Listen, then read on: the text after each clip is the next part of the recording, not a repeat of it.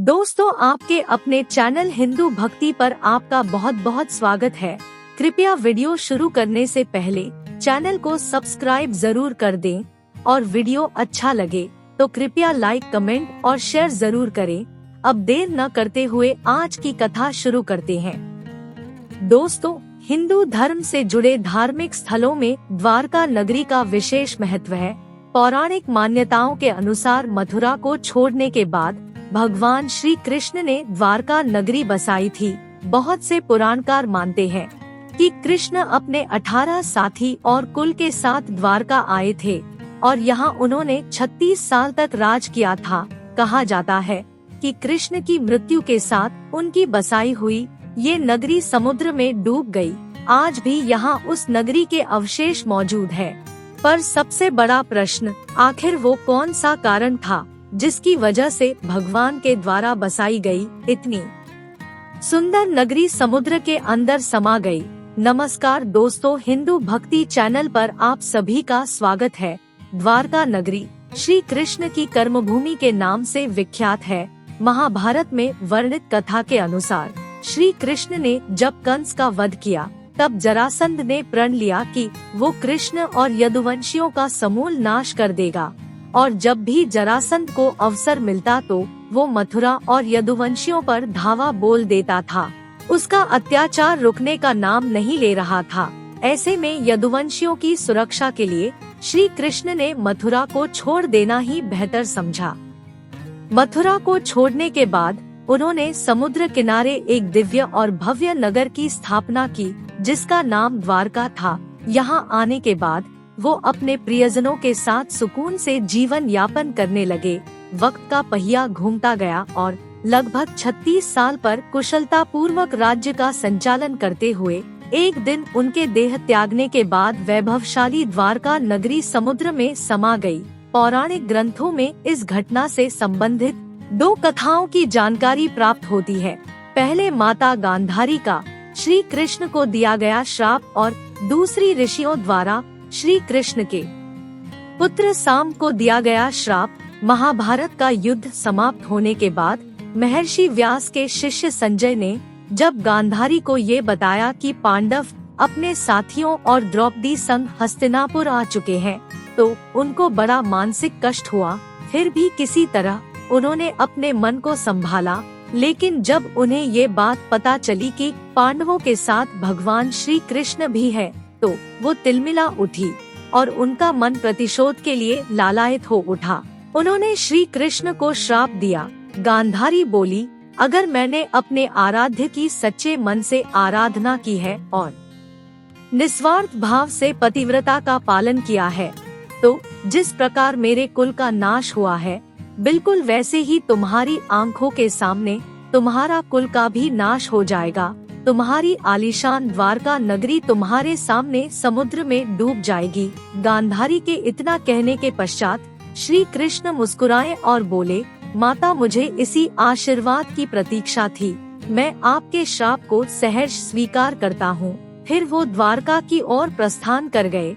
एक बार की बात है, महर्षि विश्वामित्र, कर्ण, देवर्षि नारद आदि का द्वारका आगमन हुआ और वो भ्रमण पर निकले।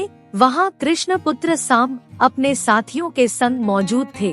उन लोगों ने ऋषियों के साथ मजाक करने की योजना बनाई। जिस क्रम में साम को स्त्री का वेश धारण करवाकर ऋषियों से बोले, ये स्त्री गर्भवती है, आप बताइए इसके गर्भ से क्या उत्पन्न होगा।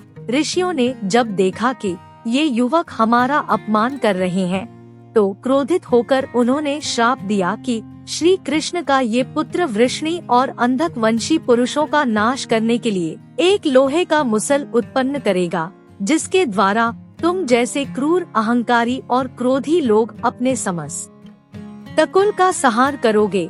श्री कृष्ण और बलराम के सिवा सब लोगों पर इस मुसल का प्रभाव होगा। जब श्री कृष्ण को ये बात पता चली तो उन्होंने कहा, ये जरूर सत्य होगा।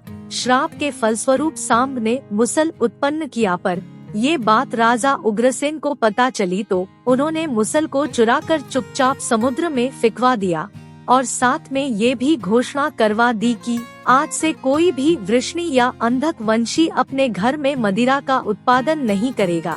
जो भी व्यक्ति छिपकर मदिरा तैयार करेगा उसे मृत्यु दंड की सजा दी जाएगी। ये सुनकर द्वारका वासियों ने मदिरा नहीं बनाने का प्रण लिया। इसके बाद द्वारका में आए दिन अशुभ घटनाएं घटने लगी।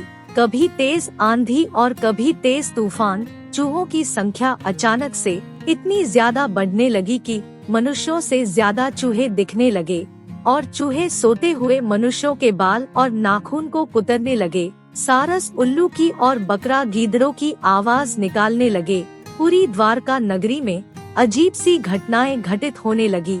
गायों के पेट से गधे, कुत्तियां से बिलाव, नेवलियों के गर्भ से चूहे पैदा होने लगे।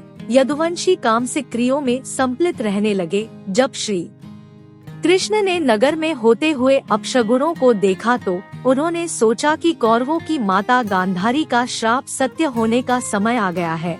इन अपशगुनों को देखकर तथा पक्ष की 13 दिन अमावस्या का सहयोग जानकर श्री कृष्ण काल की अवस्था पर विचार करने लगे। उन्होंने देखा कि इस समय वैसा ही योग बन रहा है जैसा महाभारत के युद्ध के समय बना था। गांधारी के श्राप को सत्य करने के उद्देश्य से श्री कृष्ण ने यदुवंशियों को तीर्थ यात्रा करने की आज्ञा दी। श्री कृष्ण की आज्ञा से सभी राजवंशी समुद्र के तट पर प्रभास तीर्थ आकर निवास करने लगे। प्रभास तीर्थ में रहते हुए एक दिन जब वृष्णि और अंधक वंशी आपस में वार्तालाप कर रहे थे, तभी सात्विक ने आवेश में आकर कृतवर्मा का उपवास और अनादर कर दिया। कृतवर्मा ने भी कुछ ऐसे शब्द मुख से निकाल दिए जिससे सात्विक का क्रोध 7वें आसमान पर पहुंच गया और उन्होंने कृतवर्मा का वध कर दिया। ये देख अंधक वंशियों ने सात्विक को चारों ओर से घेर लिया और उन पर आक्रमण कर दिया। इस दृश्य को देखकर श्री कृष्ण के पुत्र प्रद्युम्न उनकी सहायता के लिए दौड़े। सात्विक और प्रद्युम्न अकेले ही मोर्चा संभाल रहे थे, लेकिन अंधक वंशों की संख्या अधिक होने के कारण उन्हें पराजय का सामना करना पड़ा और अंत में उनके हाथों मारे गए। अपनी पुत्र की मृत्यु से श्री कृष्ण को अत्यधिक क्रोध आ गया। उन्होंने एक मुट्ठी घास उखाड़ ली। जैसे ही घास हाथ में आती वो लोहे का मूसल बन जाती। ऋषियों द्वारा दिए गए श्राप के कारण ऐसा हो रहा था। मूसल इतना ज्यादा शक्तिशाली हो गया था कि उसके एक ही वार से वध हो जाता था और इस प्रकार यदुवंशी आपस में ही युद्ध करके लड़ने लगे। श्री कृष्ण के देखते ही देखते सांब, चारुदेश्न, अनिरुद्ध और द्रविड़ की मृत्यु हो गई। इसके बाद श्री कृष्ण का रुद्र रूप देखने को मिला और उन्होंने सभी सूरमाओं का वध कर डाला। अंत में श्री कृष्ण और उनके सारथी दारुक ही शेष बचे। श्री कृष्ण ने दारुक से कहा कि तुम इसी वक्त हस्तिनापुर जाओ और अर्जुन को सारी घटना विस्तार से बताकर उनको यहाँ ले आओ। दारुक ने उनकी आज्ञा का पालन भी किया।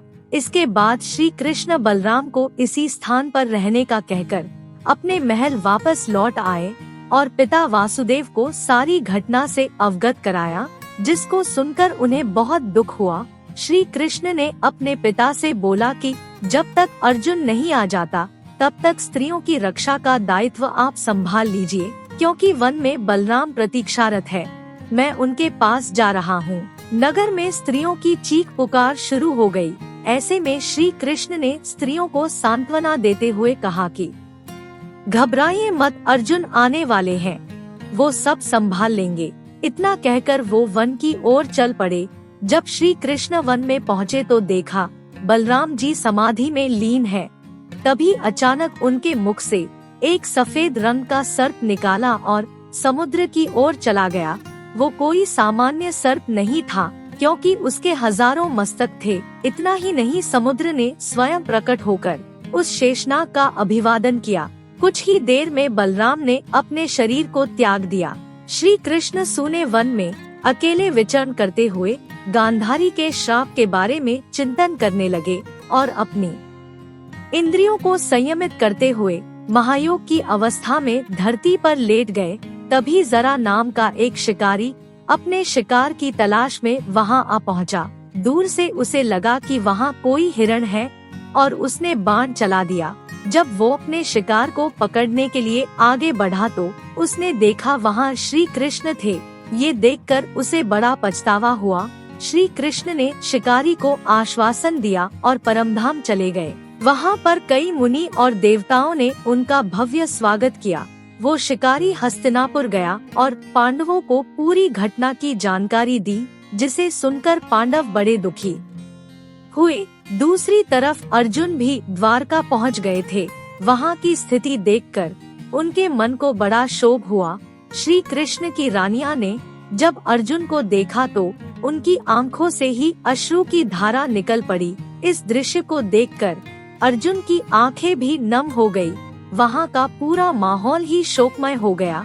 वासुदेव भी वही उपस्थित थे। उन्होंने अर्जुन को श्री कृष्ण का संदेश बताते हुए कहा कि द्वारका नगरी समुद्र में डूबने वाली है, इसलिए आप नगर वासियों को लेकर किसी सुरक्षित स्थान पर चले जाओ। वासुदेव जी की बात सुनकर अर्जुन ने दारुक से सभी मंत्रियों को बुलाने के लिए कहा। मंत्रियों के आते ही अर्जुन ने कहा, मैं सभी नगर वासियों को यहाँ से इंद्रप्रस्थ ले जाऊंगा, क्योंकि जल्दी ही इस नगरी को समुद्र अपने में समा लेगा। अर्जुन ने सभी मंत्रियों से कहा कि आज से 7वें दिन सभी लोग इंद्रप्रस्थ के लिए प्रस्थान करेंगे, इसलिए आप जल्दी ही इसके लिए तैयारियां शुरू कर दें। सभी मंत्री तुरंत अर्जुन की आज्ञा के पालन में जुट गए। अर्जुन ने वो रात श्री कृष्ण के महल में ही बिताई। अगली सुबह श्री कृष्ण के पिता वासुदेव जी ने भी प्राण त्याग दिए। अर्जुन ने विधि विधान से उनका अंतिम संस्कार किया। वासुदेव जी की पत्नी देवकी, भद्र, रोहिणी व मदिरा भी चिता पर बैठकर सती हो गई। इसके बाद अर्जुन ने प्रभास तीर्थ में मारे गए समस्त यदुवंशियों का भी अंतिम संस्कार किया। 7वें दिन अर्जुन श्री कृष्ण के परिजनों तथा सभी नगर वासियों को साथ लेकर इंद्रप्रस्थ की ओर चल दिए। उन सभी के जाते ही द्वारका नगरी समुद्र में डूब गई। ये दृश्य देखकर सभी को बड़ा आश्चर्य हुआ और इस प्रकार सोने से सजी द्वारका नगरी समुद्र में समा गई। दोस्तों, सनातन धर्म के समृद्ध और संपन्न प्रतीक के कई सबूत वक्त वक्त पर सामने आते रहते हैं। दी हिंदू की एक रिपोर्ट के मुताबिक 1963 में सबसे पहले द्वारका नगरी का एक escalation Deccan college, Pune department of archaeology और गुजरात सरकार ने मिलकर किया था। इस दौरान करीब 3000 साल पुराने बर्तन मिले थे। इसके बाद आर्कियोलॉजिकल सर्वे ऑफ इंडिया की अंडरवाटर आर्कियोलॉजी बैंक को समंदर में कुछ तांबे के सिक्के और ग्रेनाइट स्ट्रक्चर भी मिले थे। इसके बाद में पूरा नगर खोज लिया गया। तो दोस्तों, उम्मीद करते हैं कि आपको हमारी आज की वीडियो पसंद आई होगी। आपसे निवेदन है कि वीडियो को लाइक करें, शेयर करें। ऐसी ही आध्यात्मिक और धार्मिक जानकारी के लिए हमारे YouTube चैनल हिंदू भक्ति को सब्सक्राइब करना ना भूले। आपके प्यार और स्नेह के लिए बहुत बहुत धन्यवाद।